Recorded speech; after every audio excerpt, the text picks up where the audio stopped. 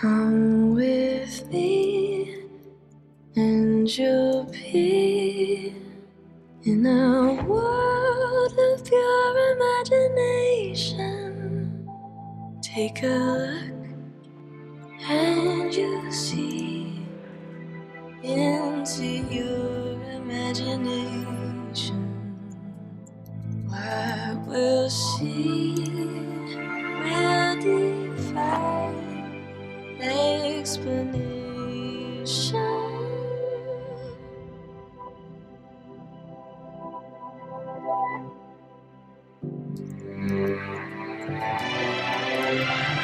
If you wanna be in paradise, simply look around and view it.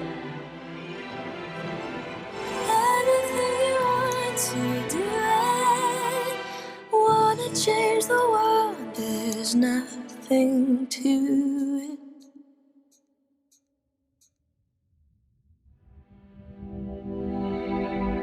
There is no life I know to compare with your imagination.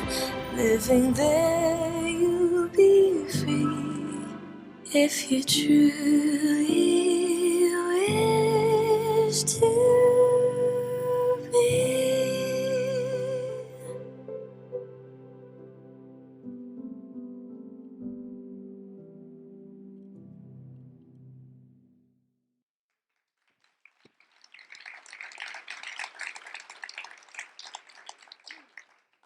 Firdaous, welcome. I am honored to be sitting here today as a mother, as a daughter, as a sister, as someone's friend. It's an honor to be here with you today. So, we're celebrating 20 years of real beauty. It's been 2 decades that Dove have been a consistent voice in the industry championing real beauty, real women, and women with real bodies, right? So, it's in 2004 where many saw your campaign for real beauty as a pivotal moment in advertising, because that's when you decided to swap models with real women. So you're putting real women on a pedestal. And in this way, you are helping many young girls and women of all age around the world connect with different faces of beauty and find themselves in it, right? So that's a powerful mission. In the last 9 years in your work at Dove, you have done a terrific job at cementing the concept of real beauty and nourishing the brand with a purpose. And as we can see, it has stood the test of time. What's at the heart of real beauty, and why is it so powerful 20 years later? Well, first, thank you for having me today. 20 years ago, I was at uni in Paris. I grew up partially in France as a North African little girl. And when I saw this campaign, and I remember in 2004, it really stayed with me, because for the first time I was seeing a brand that was taking a stand when it comes to showing women the way they truly are. And I felt represented for the first time. What I didn't know is that 20 years later, I would end up actually, working on being a steward and working on the 20 years campaign for real beauty. So that is for me, it feels really like a privilege, especially having now, children, and, really feeling how the importance of them being represented around us. So so that for me was a big moment and a big aha moment. I didn't know I was going to work even in for brands and advertising, etc. So it was a big thing for me. The thing I would say that makes this brand and real beauty stand the test of time is that we defined 20 years ago, when we did this big research across 12 countries, we realized that only 2% of women actually would qualify themselves as beautiful. And so one of the questions we asked ourselves at the time was, why is that happening? What's going on? And very quickly, the people that were working on the brand, the agency, Xhelili, and we're today here in WPP, close to the Xhelili offices, have realized actually that there was a clear challenge within the beauty industry, and that the beauty industry and all the industries around us were showing us toxic beauty ideals. Something that women could not actually the women could not fit in, right? It was like models, it was photoshopped, it was everything but realistic beauty standards. And so that moment was a big moment where we realized actually the way to show women is through the eyes of real. Yeah, the realness, what they really truly look like. And so real beauty became the center of gravity of Dove at that specific moment. Not only that, but that center of gravity created a whole belief system, and it was what we call our purpose today, making beauty a source of happiness, never anxiety. So really defining that as our compass for the brand. And the reality is that that has been at the core of our business model, at the core of everything we do, the way we build our products, the way we make our claims, the way we cast women. So a woman in a Dove ad, we make sure that we really shy away of anything that is, like we call it internally, puppet theater. We don't want anyone to be like saying whatever we're telling them to say. We're really looking at them and asking them, to tell the stories from their own perspective.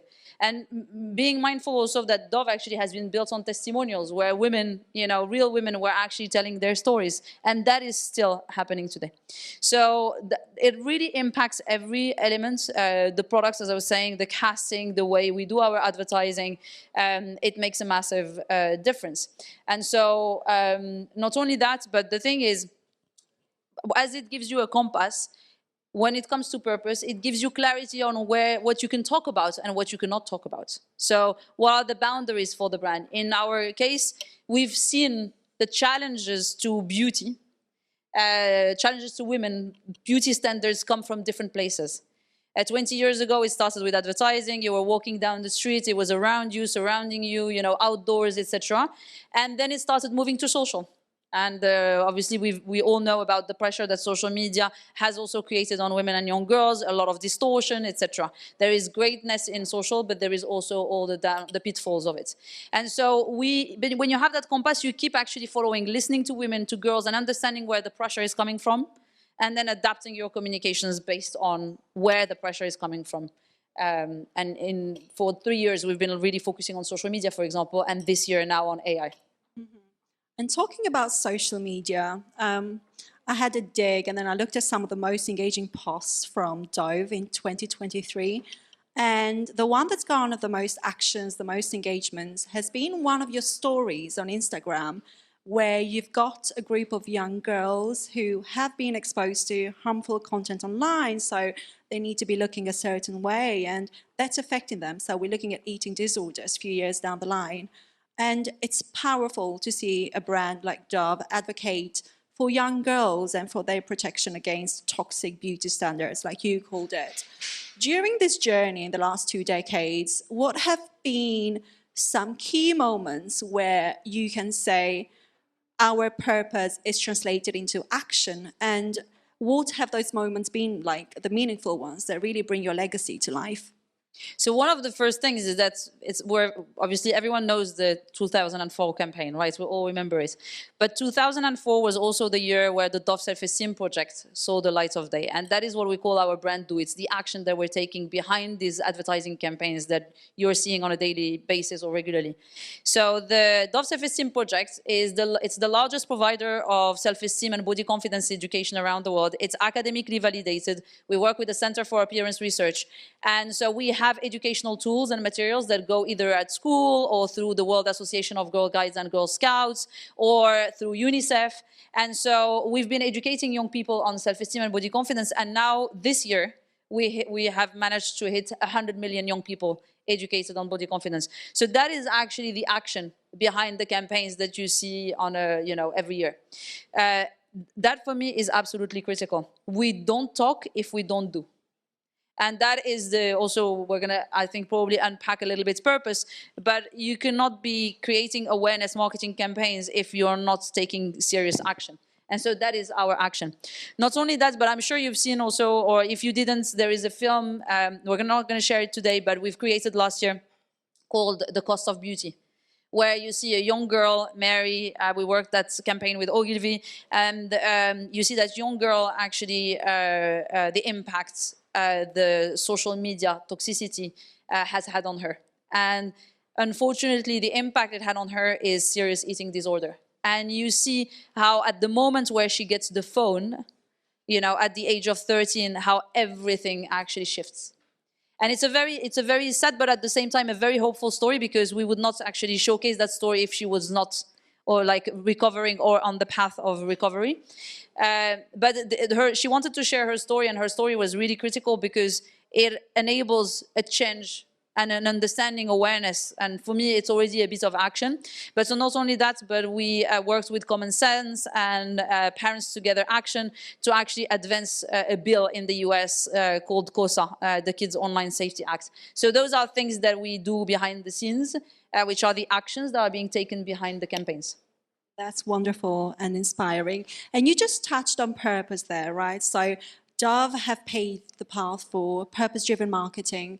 And when we think about marketing, ultimately, you're looking at ROI, you got to look at the numbers, things like engagement rates, conversions, all of that.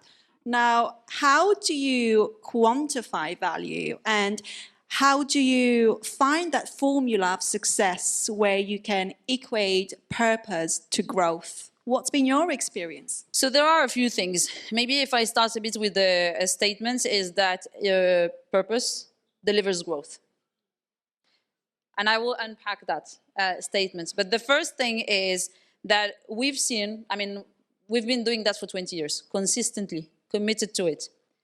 The Dove brand now, and it's public so I can share with you, has reached over 6 billion in turnover this year. At the same time as we've hit 100 million young people educated on self-esteem. And for us, that's probably like our biggest pride, is seeing actually that not only you deliver social impact, but you deliver, growth. And it's also our highest USG, so underlying sales growth in a decade, after a decade of mid to high growth. So it is, for us, it's like, we're proud of that. It's quite incredible. And then if you unpack beyond the big numbers, we look at what we call brand power. And I don't know if you're familiar, but Kantar is like leading brand power. If you look at it, there are 3 things that enter into play in brand power. It's the meaningfulness, the difference, and the salience. Obviously, with your products ads, we do a lot of salience.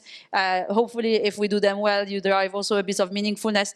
But purpose actually really drives meaningfulness and difference. And I talk about the meaningful difference. And so that is actually really, really cool to see, because a brand like Dove has a very high brand power in the markets where purpose is strong. The other thing that I would add is campaigns. Like I'll talk a little bit later about a campaign called Turn Your Back that we launched last year on the back of something that happened in culture. And so Turn Your Back is one of the campaigns that we also measure, like many of them. We measure the impacts on consideration, on purchase intention. And if I tell you that a campaign like that actually delivers sometimes much higher uplifts in consideration and in purchase intention than actually product ads. So you look at it from the big picture, you look at it from the middle picture, for the picture of like brand uplifts up post-campaign, they all deliver. But for that, it needs to be done well. And done well means a few things. Purpose is not a marketing play. It's a serious matter that becomes part of your business model, that you start breathing on an everyday basis. I was saying, the way you deliver your products, the way you actually do your advertising, it is everywhere. But the point is that for it to work, it needs to be authentic. People see through. They only actually, give back and buy your brand if you authentically take action behind this. And we talked about the action and the Dove Self-Esteem projects. The second thing is the consistency and commitment to it. It's not something that you do 1 year and then change your, mindset and say, oh, no, next year I'm not going to do it. No, it doesn't work like this. It's a full-on commitment in terms of action, but also a consistency in terms of, investing behind it. And investing behind the impacts, but investing also behind the awareness campaigns. Because if you want people to actually buy you, they need to be aware of what you've done. Otherwise, it doesn't work. So there is a bit of a positive cycle that you create. So consistency and commitments are critical. Sometimes I hear people saying, well, but my purpose is probably not relevant, 10 years later. Well, actually, probably ask yourself twice the question, because it's probably not the purpose that is not relevant. It's the way you express it that might not be relevant. But the purpose, if you thought that was at the core of your brand, then it doesn't change. It stays there. And probably, our purpose will be here for the next 20 years. And there will be someone on this stage talking about it, 20 years later. That's all I hope. But the idea is, it is there. The way you make it relevant is by tapping into culture and looking, listening at what's happening. I talk about 20 years of like real beauty. You've seen like you've seen the 2004 campaign. If I tell you last year that we saw a trend on social where there was a filter, bold glamour, showing up, on social, on TikTok in particular, and that filter was questioning again, I was pushing girls to distort their imagery and women to distort their imagery. That was very relevant at a specific moment. We went out with a campaign called Turn Your Back, and our purpose was more relevant than ever. Again, this year as AI shows up, So it is relevant. It is just for us to make sure that we are looking at what's happening in culture and bringing our purpose into it. And talking about bringing your purpose into culture, you want to be in the key moments and be part of the movements. It sounds like you've relied on influencers quite a lot in order to be able to do that. What are some of the key moments in your experiences with influencers where they have really been the voice of the brand? And the beauty of it is that you don't need 6 months to issue an RFP, you don't need to issue creatives and all of that, right? They can just build their content straight away, 48, 72 hours, and then you're right there speaking to your consumers, engaging with them on something that's culturally fitting right at that very moment. Actually, I was talking about Turn Your Back. There is another campaign also that we've launched this year, like just a few weeks ago, called The Face of 10. Those two campaigns have had the same mechanic. It was actually something happened. Turn Your Back, it was the bold glamour filter showing up. And most of the influencer community that we work with, which we have nurtured since 2018, so like there are influencers that we've been working with for 7 years now, have been talking about it, criticizing that filter. And then even some of them have written to us and said to us, guys, what do you do about this? Dove is committed to no digital distortion. Can you do something? And so after 48 hours, we went out with the influencer community, created this campaign with Ogilvy and David Madrid called Turn Your Back. And we had more than 70 influencers around Europe and the US, and also actually in Latin America, turning their back to the filter and making it into a global movement with 1 billion reach in like just a few days.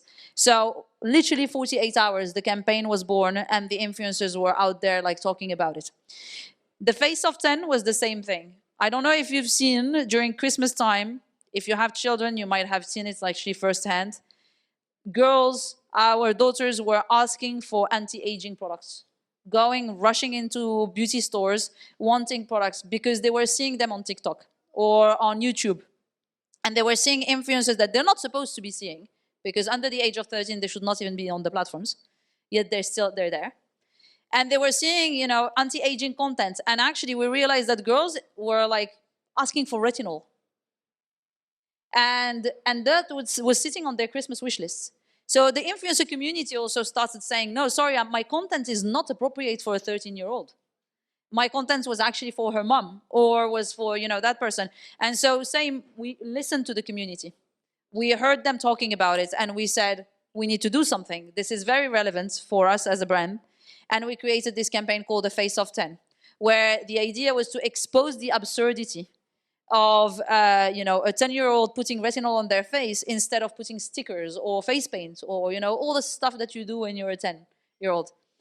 But I think where the influencer community has been amazing is because we nurture relationships with them. So they come to us and say, this is what's happening. We also listen to them. We don't just like, I've heard people saying before, we use influencers. We don't use influencers. We really listen to them. And so we listened to what they were talking about in these specific topics. And then when we were creating the campaign, we brought them in and we said, look, this is the idea we had. What do you think? How would you do it? Does it make sense? Is it relevant to your community? Do you want to talk to the moms about this, etc.? And so that's how we've built the campaign together with them. And they were the voice. So everything started with them, and then we made it into a multimedia campaign where we had outdoor, where we had, social assets beyond the influencer ones, etc. But it always starts with them. And I really like that. So you nurture their relationship with your influencers, right? So it goes beyond just the transactional nature of, just their relationship. You actually develop and you make them embody and live your values. That's good. Coming off campaigns like Turn Your Back and Face of 10, what tips would you give when it comes to working with the community of influencers? I would say actually three things. For me, it's you'll hear me repeat things, but just to summarize them is one is bring them in your ecosystem, meaning they are not just there on the side. They need to be part of your brand. They need to know your brand. So for us, we bring them to the Dove Self-Esteem Project's education, sessions where we have with girls. We tell them about our brand. They know everything. Sometimes they know our brand better than our teams, where sometimes you have new people coming and the influencers, actually the creators, do know the brand very well. So that's super important. The second thing is obviously part of that, we nurture the relationships, as you were saying. It's a very key thing for us. Listening is absolutely critical. I don't know, sometimes it's like, okay, I have a new campaign, people go and actually say, okay, can you find me 20 influencers to launch this campaign?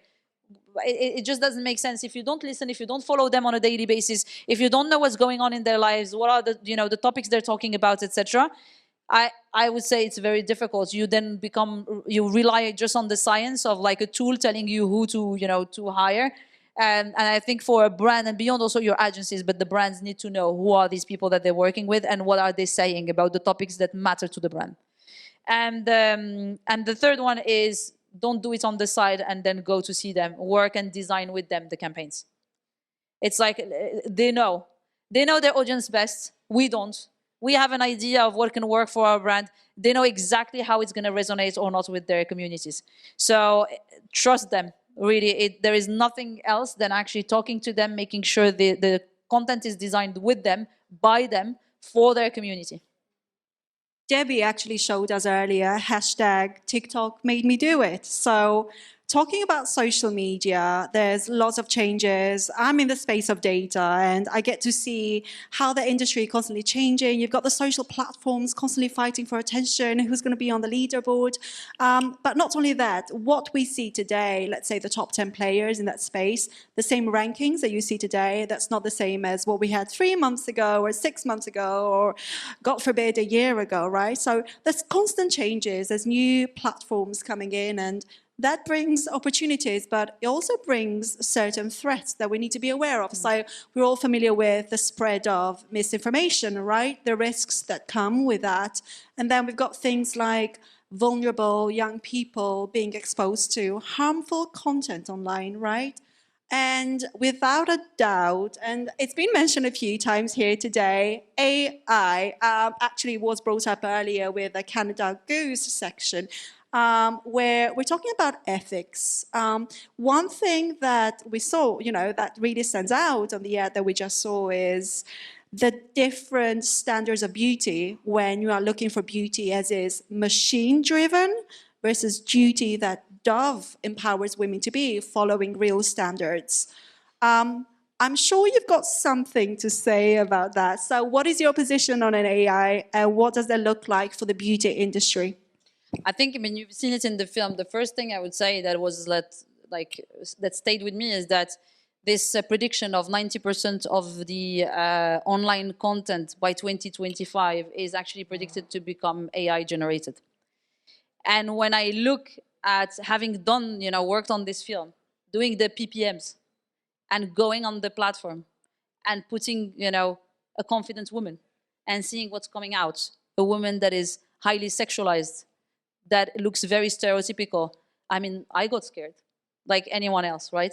Now, I can talk about that, but I think when I hear AI, I think experimentation, I think creativity, I think it's gonna be an amazing enabler for the brands, for the agencies to go faster. I was even thinking, about the Dove Self-Esteem projects. I was thinking, how is AI gonna enable me to educate more young people around the world? I heard so many conversations around AI becoming an enabler of education, etc. So I think there is a lot of massive opportunities.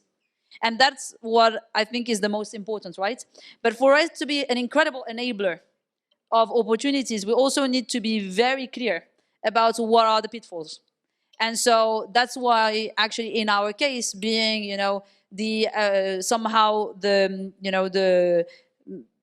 ones that have unpacked this idea of real beauty, it was our duty to look at AI and see if it's actually showing us some kind of realness. And it wasn't. It wasn't. If I was just prompting it and saying confident woman or beautiful woman, you've seen what we get. And you can do it yourself. You'll see, probably something different, because one day after the other, it's slightly different, but it will still be the same type of beauty that you will get. And so for us, it was what can we do as a brand? We've seen social media. Social media has been, we realized way after that there were problems by design affecting the mental health of young people. We've seen it after. We've seen the level of digital distortion that's going on there. But it was almost, it's never too late, but it was already, there. Whereas here we have the opportunity to really think about what are the pitfalls at an early stage. So why not doing it? And so one of the key ones, obviously, that we've seen is representation and diversity. You don't get realness because it has learned from us. You see, it's also there. It has learned from our own stereotypes. It has learned from our own biases. And so we need to be very mindful of that. So we have two things that we've done. One is, because we are about real beauty, we decided that we were going to stick to showing real women, real people in our advertising without any digital or AI distortion. That is like the point that we've taken for Dove. That's what works for us. A brand that has never been using distortion and always showing real women. So we need to stick to it for the next 20 years. And then the other point that we made is that we know if you prompt, as we were discussing, obviously with the AI experts, when you prompt properly, you can get a different output. And so we created this real beauty prompt guide that enables you to prompt in a way that actually enables you to get even closer to real in AI. And so I hope as many creators are going to use it as possible. I will keep talking about it also in Cannes this summer to make sure the creators know about it and leverage it. But yeah, we have a power in our hands, and it's the power of the prompt. And we did bring it up earlier that we've got Gen Z, and outside of things like product and price, when they are making decisions, things like diversity, equity, and inclusion, they are important to them, and that's a future generation, right? So you're doing the right thing there. Finally, we've got a few minutes left. We're going to ask about your advice. You've talked about community quite a lot and about relationships, not only as it comes to consumers, but also your influencers, the other brands. You're not shy of partnering with other brands when it comes to delivering your mission. Tell us a little bit about what advice would you have for other brands in the space, big or small? So a word that you heard me already use before is consistency. So consistent investments, consistent thought around like what are the things that you stand for as a brand, and even as we were saying in your relationship with the community, what are the things that make you different and how you're going to engage. But being very consistent over the years, especially if you're going to engage in purpose, that is absolutely critical. And then the other thing when it comes to purpose that I would actually purpose together with influencers is making sure that every time you think about it, you also look at what's happening in culture.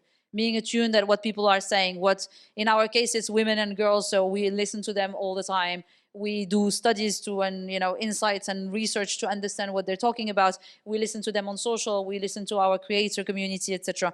And I think that is critical if you want to be in culture. And so consistency and being in culture are not two things that go against each other. It's actually quite the opposite. Wonderful. And on to the next one. What advice would you have for your agency partners and your community of influencers? Challenge your brand, the brand you work with. Like our agencies challenge us all the time. So if I say something, they will I will challenge the work as much as they will challenge me with my point of view. And I think that is super important because that's how you get the best work. I would say with the creator community is exactly the same thing. Please challenge the brands you work with, ask them questions, make sure that you understand everything about that brand before you actually take the mic, because I think that's really important and you owe it to your community. And not only challenging, but I would say, the success of campaigns like Turn Your Back, like the Face of 10, there are ones that are coming in agility into, very quick mode. And I see actually also you are here today also from Collectively. So one of our key influencer creator agencies we work with on all of those campaigns actually. is being one team. It's a one team spirit. You cannot actually deliver agility if you don't work as one team. Your brand, your IAT, all the agencies that you work with, we need to feel part as just one single team. So really fostering great relationships together is important. Well, we've got a few minutes left. I'm going to go to a conclusion. We've got 20 years where we've had a crazy, complex industry, right? Technology has adopted, social media has flourished, we've got new advertising channels, new advertising formats, right? It's hard to keep up. But with that, we've got opportunities, we've got changes, and then you bring things like the macroeconomic factors, like it's all a complex space for a brand to be in, as well as for consumers to navigate. One thing that's been consistent and that Dove has represented, and like you mentioned earlier, you've had that consistency and that commitment to your values, to your message, to sticking to real beauty standards. What do you see for yourselves in the next 20 years? Oh my God, that's a big question. I would say actually, I want to stick to what we're doing, but making sure that we really unpack the future challenges that women and girls are going to be facing. Understanding also how beauty is evolving, the relationship with beauty, and making sure we're always at the top of it. On top of it, sorry. I'm French, so sometimes my English is, gets weird. Yeah, I think it's, for me, what matters is making sure that women and girls are getting the most out of beauty and not getting any anxiety out from it. So that's what I want to carry, on doing. At least for the years that I don't know if I'm going to be here in 20 years' time, right? I know I am joined by everyone here in the room today when we congratulate you on your mission and on the legacy you are building. Thank you. Thank you so much. Thank you. Thank you.